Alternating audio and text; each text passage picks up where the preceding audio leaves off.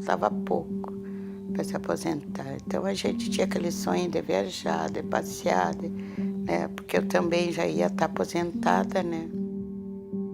Ele estava feliz, né, com a gravidez da filha, mas ele tinha esperança, pelo menos, de conhecer a neta, né? A gente ia fazer o aniversário dele e da minha irmã. Fizemos uma janta lá. Comida que meu bichinho gostava era macarrão com sardinha. Comida dele, nossa. Eu vim da Bahia, né? E ele de Minas. Nós trabalhando juntos. A gente se conheceu na roça, convivemos 32 anos, né? Aí fomos trabalhando junto, vivendo junto, né? Até o dia que ele partiu, né?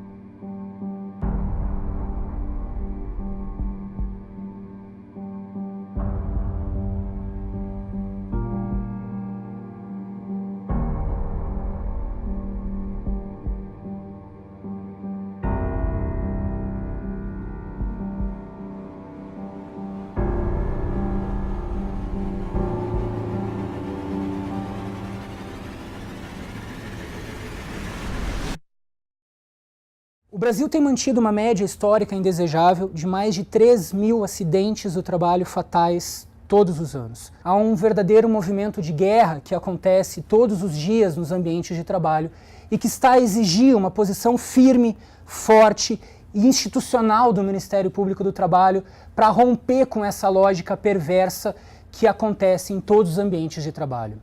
Infelizmente, no Brasil, nós temos inúmeros exemplos, trágicos exemplos, de pessoas que perdem a vida, ficam mutilados, ficam doentes, pessoas que não conseguem, não têm força no braço para amamentar um filho por conta de um processo produtivo que não leva em consideração a saúde, a segurança, a dignidade da pessoa, mas exclusivamente o lucro cada vez maior.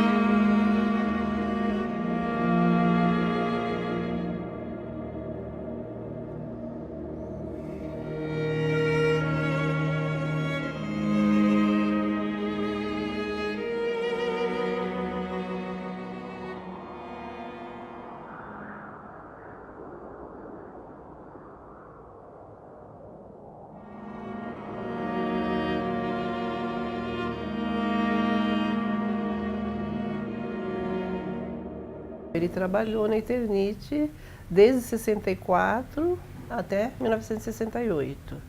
E nessa época ele trabalhava no almoxarifado. Então ele recebia material que continha amianto, né? E o local que ele trabalhava tinha muito pó. Ele tinha uma tossinha assim que incomodava, mas é uma coisa muito pouca que nem chamava atenção. Não era coisa de procurar médico, era muito raro, assim, um tipo de um pigarro, né? Aí um dia ele sentiu cansaço. No dia que ele sentiu cansaço, ele foi procurar um médico. Foi um susto, né? Aí o mundo caiu, porque ele conhecia, ele sabia bem, estava sempre em contato com os médicos, sabia como funcionava, que a pessoa que tinha mesotelioma era um condenado, que o máximo de vida que eles davam na época era 1 ano, né? O máximo. O mesotelioma é um câncer muito agressivo, é um câncer que deveria ser raro, mas em função da exposição, e 99,9% dos mesoteliomas tem relação com exposição ao amianto, ele não deveria existir. Tem um período de latência em torno de 30 a 40 anos, a partir da primeira exposição. Então, aqueles trabalhadores que tiveram exposição nos anos 50, 60, vão ter o mesotelioma nos anos 80 e 90. É um câncer que leva, em geral, um óbito por insuficiência respiratória, as pessoas ficam sem conseguir respirar, há um consumo de energia enorme, as pessoas emagrecem muito. Um período assim que a gente não viveu, a gente só sofreu. Às vezes ele fechava no quarto, aí eu sabia que ele estava chorando, porque dói, né? Uma pessoa que gosta, que vive, que saber que está condenada. Então, era difícil. Eu fiquei 30 anos trabalhando na inspeção do trabalho e foi um tema que me envolveu demais, principalmente quando eu vi como essas forças se moviam, né? É um dos assuntos mais estudados do mundo. Quando eu me deparei nas fábricas com o desconhecimento dos trabalhadores, né, com as condições em que eles trabalhavam, aquilo realmente me deixou chocada, porque havia situações que remontavam à Revolução Industrial. O Brasil ainda não tem consciência do que esse mal representa, né? Muitas vezes as pessoas compram telhas, né, que ainda são, a legislação ainda permite que sejam comercializadas, e essa telha tem poeira, ela quebra, ela tem poeira, essa poeira é cancerígena, né? Isso tanto para o trabalhador que comercializa quanto para o cidadão que compra. Pela legislação, essas telhas elas têm uma rotulagem que, por força de lei, informa o seguinte dizer: ao cortar ou furar, não respire a poeira gerada, pois pode causar graves danos à saúde. Como evitar respirar a poeira decorrente da perfuração ou do corte desse material? Quais são os graves riscos à saúde que está na rotulagem do produto? O que seriam esses graves riscos? Na verdade, são doenças gravíssimas, cânceres progressivos, irreversíveis e que levam a uma morte dolorosa. Outro dado importante, o amianto não está presente, não é só quem manipulou, não, quem trabalhou. As esposas lavaram roupa, foram contaminadas. Em Osasco nós temos mais de 20 mulheres já contaminadas com amianto, que lavou roupa do marido, algumas já morreram até, contaminadas com amianto, né? E a população em geral. Significa o seguinte, ela não é só uma doença de trabalhadores, mas também uma doença da sociedade, pelo risco difuso que você tem com o uso do amianto de forma tão avassaladora como foi na construção civil, por exemplo, nesses países, incluindo aqui a América do Sul, a América Latina. A cada ano, toneladas de amianto são colocadas no espaço urbano. Muitos desses materiais, por exemplo, na destruição de obras que contêm esse tipo de material, os resíduos, por resolução do Conselho Nacional de Meio Ambiente, devem ir para aterro sanitário classe 1, que é um aterro específico para produtos tóxicos. Isso está colocado em qualquer esquina naquelas caçambas de demolição. O Ministério Público do Trabalho, dentro da ordem jurídica brasileira, inclusive com base em compromissos que o Estado brasileiro assumiu perante organizações internacionais de substituição dessa matéria-prima cancerígena, atua no sentido do banimento, seja um banimento imediato, seja um banimento mediante a substituição das fibras cancerígenas de amianto. A luta dele passou a ser minha agora. Eu vejo tanta gente assim precisando, as pessoas doentes. Depois dele, muitos que já foram. Então, a luta é pela vida, né? Daqueles que se nós pudermos evitar que fiquem doentes, e para aqueles que já não há mais salvação, pelo menos que haja justiça. Osasco, por exemplo, no momento ainda é a capital das vítimas do amianto, mas isso pode ser substituída no futuro, principalmente por Minasul, que é a cidade da mineração, tá? Onde lá existe um pacto de silêncio. Tá? Hoje a mineração está em pleno funcionamento e a população se cala, tem medo de perder o emprego, tem medo de perder ali, né, de enfrentar um um grande lobby. Eles estão bastante organizados no Congresso Nacional, onde existe uma bancada, a chamada bancada da Crisotila, que ali impede, ou tenta impedir qualquer avanço social na luta pela erradicação desse mineral.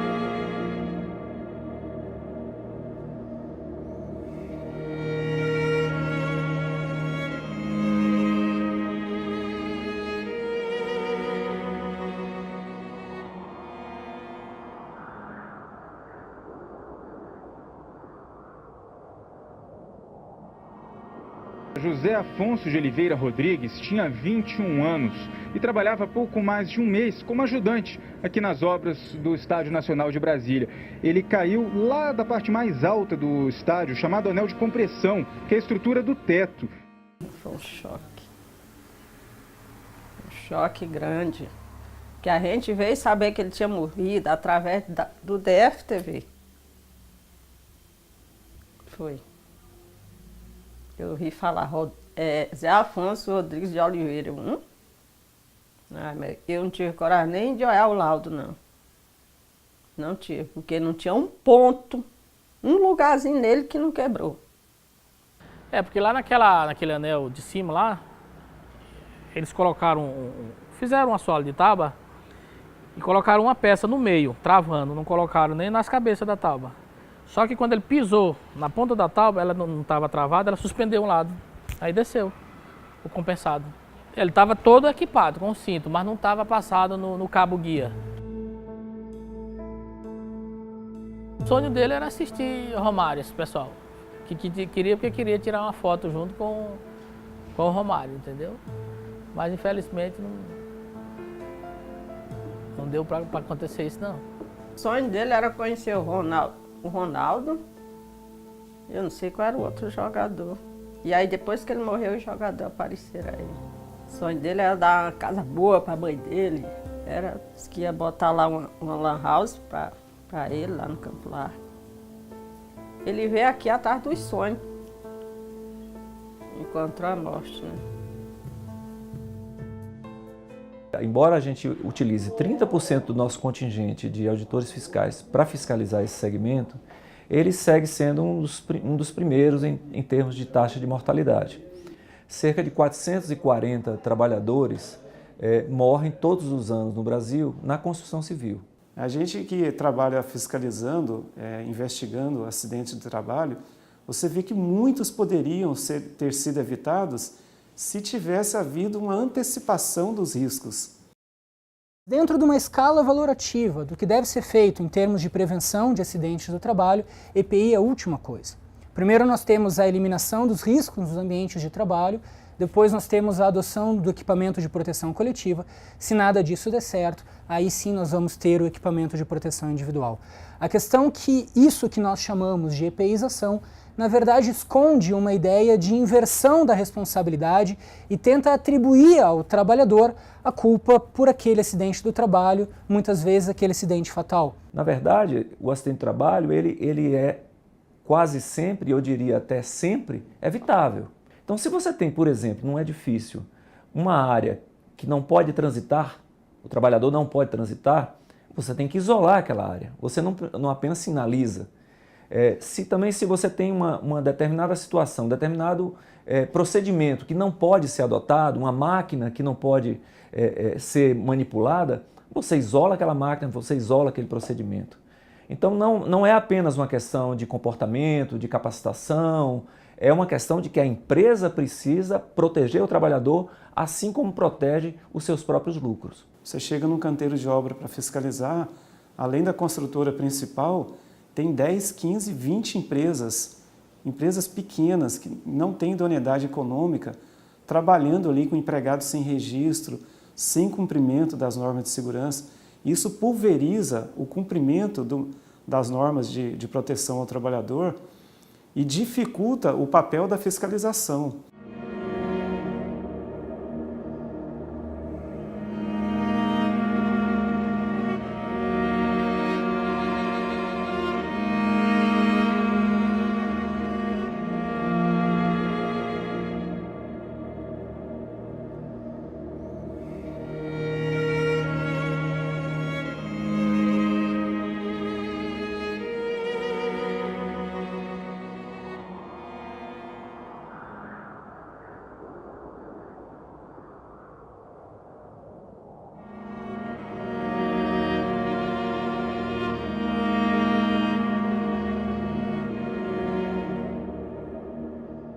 Ele saiu para trabalhar e um dia antes, eu estava trabalhando e eu cheguei muito ruim, dando câimbra, né? Que eu tinha trabalhado muito, a gente trabalhou naquele dia até 6 horas da tarde. E eu cheguei ruim em casa e ele falou para mim, ó, eu vou trabalhar, mas você não vai. Ele falou para mim, você vai ficar em casa e você vai no médico. Aí eu fui no médico e ele foi trabalhar. E quando foi à tarde, chegou um motorista do ônibus e os amigos dele com a mochila e o garrafão. Aí falou, o senhor Antônio passou mal na roça, 10 horas do dia, ele passou mal. Aí o feitor mandou ele ir para o ônibus, que ele ia levar ele na usina. Mas o feitor demorou muito, quando ele chegou ele já tinha melhorado. Aí ele falou, já estou melhor, não vou trabalhar, não vou na usina. Aí o feitor falou, você que sabe. Aí quis levar ele, ele falou, não, eu não vou, eu ainda vou aguentar trabalhar. Aquele dia ele cortou 17 toneladas de cana. Eles não puseram como ele morreu. Se foi o excesso de muito trabalho, né? Ou se foi de alguma coisa. Eles não falaram. Que aí no atestado de óbito tá, né? E muitos casos de morte, no caso do cortador de cana, foram, no mínimo, associados a um trabalho pesado realizado por um trabalhador com exame de Chagas positivo. Isso foi fatal. E aí você também soma esses dois elementos, alguém ter cortado 18, 20, 16, 22 toneladas de cana em um dia. Cortado e amontoado. É como você pegar aí uns 10 fuscas e colocar empilhado em cima do outro. Isso gera morte, nós somos máquina. O trabalho que a gente considera nos canaviais como um trabalho rural, de fato não é um trabalho rural no sentido do homem no contato com a terra, aquela coisa, digamos, bucólica, né, que se imagina. Esse trabalho, sobretudo no corte de cana e várias outras culturas, é um trabalho industrial, na verdade, né? É uma produção em massa. Então, são monoculturas e força de trabalho dos trabalhadores utilizada na perspectiva industrial, ou seja, de extração do maior trabalho possível para a maior produção possível, para a maior possibilidade de lucro possível. Antigamente, nós saía de casa às 4 horas da manhã, tinha ver quando tinha que iluminar lá para não acabar. Às 7 horas da noite estava trabalhando ainda. Hoje acabou isso, né? Eu não desejo para ninguém o que eu já passei. Eu já passei pedaço feio na roça. E trabalhar em caminhão que não tinha nem a capota em cima. Vinha da roça em casa, chovendo, na chuva. Caía em geada. Um tempo atrás que caiu em geada, faz muitos anos. A gente chegar em casa não tem nem jeito de descer, tá dura de frio. O primeiro avanço que nós tivemos foi eliminar esse tipo de caminhão de boia fria. Vamos mais, esse caminhão, de aberto, as ferramentas iam junto com o trabalhador. Então você imagina 40 pessoas em um caminhão fechado, quando muito confortável, era banco de madeira fechado por lona preta e 40 facão lá dentro. No caso de acidente, não preciso dizer que era uma granada gigante a dilacerar todo mundo. E ainda hoje, o máximo que nós conseguimos é colocar ele num ônibus. Quando o ônibus é bom, já é um avanço. E em matéria de alimentação, para um trabalhador que levanta às 3, 4 da manhã, é a obrigação do empregador ou dar um aquecedor de marmita no campo, ou dar uma marmita térmica para ele. Porque a alimentação nós não conseguimos. Acho que isso já diz um pouco de tudo que se enfrenta no segmento rural. Não tinha banheiro também, você ia longe para fazer as necessidades. E agora eles já puseram banheiro, já puseram banco para as pessoas sentar, puseram barraca, tudo isso já tem. Água gelada nos ônibus que a gente bebia água quente. Eu cansei de com 5 minutos já ter almoçado, no lado do facão e tá trabalhando de novo. Aí depois dessa vez que ele morreu, aí começou horário de almoço, água gelada no ônibus, tem que passar cartão para comer. Eu comia lá no meio da cama mesmo, tudo sujo. Quando o pai dele morreu, ele trabalhava lá no Engenho Moreno. Aí falaram para mim, se você pôr a usina no pau, eles mandam teu filho embora. Eu falei, não, então deixa quieto, né? Sabe qual foi a maior briga das empresas? E por que nós tivemos que entrar com ação? Elas não se opunham à pausa. Elas se opunham a pagar a pausa. A pagar 20, meia hora para o trabalhador descansar. Sendo que esse trabalhador, quando volta, ele produz melhor até. Questão financeira. Aonde que está o pensamento, somos uma empresa socialmente irresponsável? Por que você não confia na honestidade dele e tira o chicote da produção e deixa ele trabalhar livre para ver como vai ser o limite dele? É isso. É um pouco de respeito.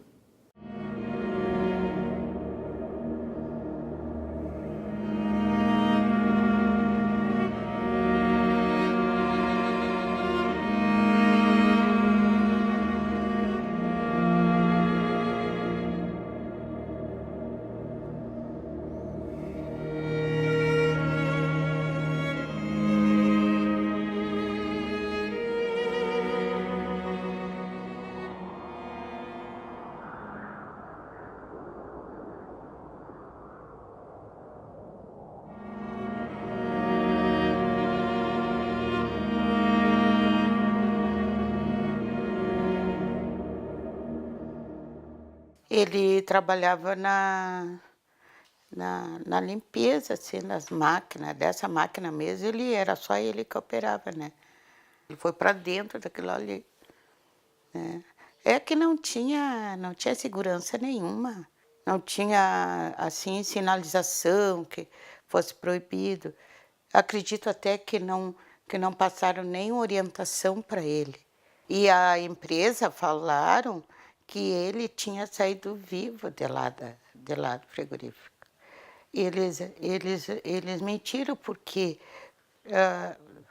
como é que uma pessoa ia sair viva se estava imprensado numa máquina? Todo mundo diz que levaram mais de 20 ou 30 minutos para conseguir tirar ele de dentro daquela máquina. O Ministério Público tem um papel muito importante de atuar firmemente no sentido de assegurar que o trabalho seja uma fonte de vida e não de morte. Ele tem esse papel de interferir no meio ambiente de trabalho, assegurar que as condições seguras para o exercício desse trabalho estejam presentes, de modo a garantir que esse quadro que a gente vive hoje em dia, números que são medievais, parece que a gente está falando de uma guerra e todos os dias, né, pelo número de acidentes, pelo número de mortes que acontecem nesse país.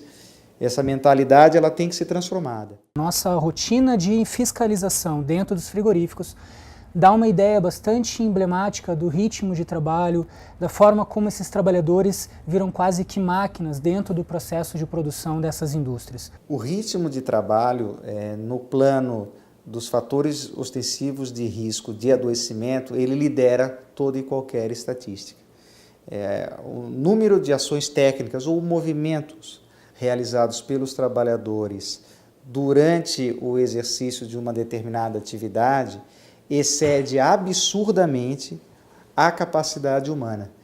E isso faz com que pessoas com menos de 6 meses de atividade já apresentem episódios de adoecimento que se esperaria com 10, 15 anos de exposição. Uma vez que a distância entre os trabalhadores é muito pequena para aproveitar mais o processo produtivo, infelizmente eles costumam trabalhar quase que espremidos uns aos outros, é muito comum a ocorrência de cortes, né, mediante o emprego de facas, onde há serra-fita, devido às mesmas não terem adequada proteção. Lamentavelmente, há muitos casos ainda de amputações por conta desse tipo de atividade. Como as instalações elétricas das máquinas e equipamentos também não são devidamente protegidas, há muitos casos de eletrocução também em frigoríficos. Então, há toda sorte de fatores de risco. Recentemente, eu estive diante de um acidente do trabalho, em que um trabalhador se envolveu com um acidente de uma máquina e ficou com a mão literalmente assim, né? E pro resto da vida, um sujeito, uma pessoa com 19 anos de idade, né? Diante daquele fato, o jurídico minimamente tem que reconhecer o absurdo daquela pessoa, de uma máquina, fazer aquilo com um ser humano, né? Mas aí o sujeito pega a forma jurídica e fala, e coloca em correlação o ser humano e a máquina, e tenta achar o erro no ser humano, né? Poxa, o ser humano é falível na sua essência, né? As pessoas cometem erros. Agora, a pessoa não pode ser submetida a um trabalho cujo erro dele, né, represente isso. E aí veio o médico que fez a perícia, e disse que o problema do reclamante era inegável, que existiu mesmo, né, a sequela e tal, mas não era tão grave, porque afinal de contas ele é destro. Então, se ele é destro, ele pode se requalificar para o trabalho. Percebe aí, o ser humano não mais existindo o ser humano força de trabalho. Só vale enquanto produção de força de trabalho. Barrou tudo, nosso sonho, nossa vida. Eu mesmo tive acompanhamento até com a psicóloga. Parece que eu não ia conseguir sobreviver com esse... Porque o choque foi tão grande.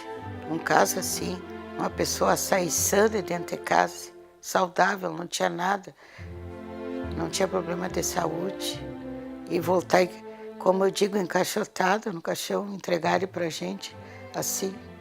Morreu. Sabia que matava um animal, mas não gente.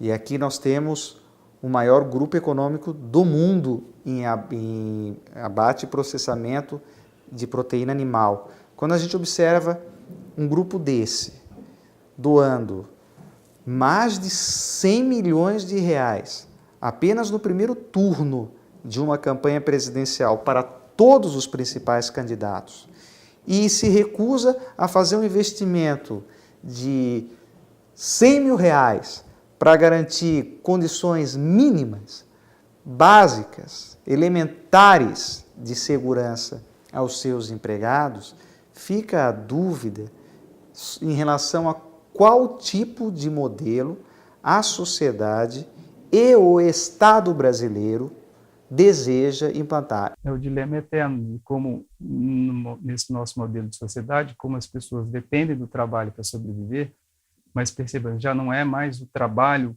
como forma de dignidade humana, não é o trabalho como forma de elevação da sua condição humana. Como você ali não está sendo visto como um ser humano, e sim como força de trabalho, como mercadoria, há uma lógica que faça com que o trabalho seja, entre aspas, né, uma forma de sobrevivência, mas ao mesmo tempo uma forma de eliminar a sua própria existência, né? É uma contradição, né, que a gente precisa superar. E temos aí um contingente enorme, inexplicável, de mutilados e de mortos que o país não pode conviver, não pode ser insensível, e alguém tem que tomar uma iniciativa forte para que a sociedade, repito, tome consciência e colabore com o governo para eliminar essa chaga que tanto atormenta o Brasil e o mundo do trabalho. Então o Brasil paga. Paga e paga caro. Porque se nós investimos 100 bilhões de reais, e veja, esses dados são de 2010, se nós investimos 100 bilhões de reais por ano, as empresas não recolhem 1/5 desse valor para os cofres públicos. A conta não vai fechar nunca. Você recebe 20 e paga 100. E cria um exército de mutilados, de doentes, de viúvos, de viúvas, né? E a cada vez que você retira um trabalhador do seu posto de trabalho porque ele perdeu um braço, um outro trabalhador são ocupa o lugar dele. Mais na frente, esse trabalhador, até então saudável, também vai ficar doente. E vai ficar doente porque o acidente de trabalho, por exemplo, não é um caso fortuito. O acidente do trabalho está previsto no processo produtivo. Esse processo produtivo que adoece, esse processo produtivo que mutila, esse processo produtivo que mata. É uma coisa que não volta, né? A gente fica triste. Perde a pessoa que a gente gosta. Eu mesmo no começo eu achei que eu não ia conseguir dar uma risada pra ninguém mais. Eu achei que tinha acabado pra mim. É uma parte da gente que vai junto. Uma coisa que você sabe que não tem como recuperar, não tem como substituir. Não. É um pedaço que foi embora. É muito difícil quando eu falo assim a respeito do Miguel, porque dói muito. Dói mesmo, sabe? Não é fácil. É uma vida que se foi. Infelizmente, a gente tem que ter fé em Deus e seguir adiante, né? Mexe muito comigo. É difícil.